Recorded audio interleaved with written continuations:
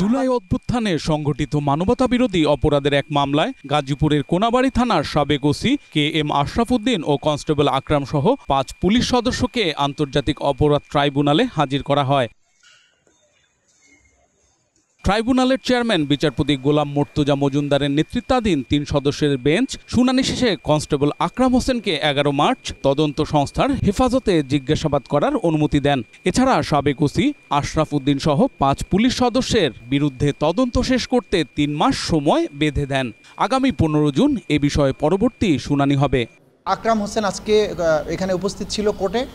তাকে আমরা জিজ্ঞাসাবাদ করে কে তাকে এই রাইফেল দিয়ে গুলি করার হুকুম দিয়েছিল এবং তার সাথে কারা কারা ছিল তাদেরকে আইডেন্টিফাই করার জন্য, তার হুকুমদাতাদের আইডেন্টিফাই করার জন্য এবং তার লাশটি কোথায় নিয়ে গিয়ে গুম করা হয়েছে বা ফেলে দেওয়া হয়েছে সেটা উদ্ধার করার জন্য আমরা তাকে জিজ্ঞাসাবাদের জন্য কোর্টের কাছে 1 দিনের অনুমতি চেয়েছি। আগামী 11ই মার্চ তাকে আমরা জিজ্ঞাসাবাদ করব, অর্থাৎ আমাদের তদন্ত সংস্থা তাকে জিজ্ঞাসাবাদ করবে। ট্রাইব্যুনালে শুনানি শেষে সাংবাদিকদের প্রশ্নের জবাবে শেখ হাসিনার মামলার তদন্ত প্রতিবেদন বিষয়ে চিফ প্রসিকিউটর তাজিউল ইসলাম বলেন, রাজনীতিবিদ বা অন্য কারো কথায় প্রসিকিউশন কোনো চাপে নেই। দিনরাত কাজ চলছে, ইনশাআল্লাহ কারোর মধ্যে কোনো গাফিলতি নেই। আমরা জাতির প্রতি, জনগণের প্রতি, ভিকটিমদের প্রতি কমিটেড একটা ন্যায় বিচার নিশ্চিত করার জন্য। সুতরাং আমাদের কাজ অব্যাহত আছে, কাউকে হতাশ না হওয়ার জন্য অনুরোধ করব। আর আরেকটা জিনিস বরাবরের মতোই বলবো যে অতিরিক্ত চাপ প্রয়োগ করবেন না।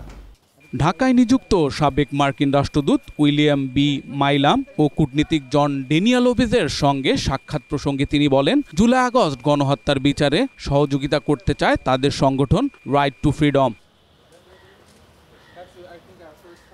Walid Siddiqui, Asian television, Dhaka.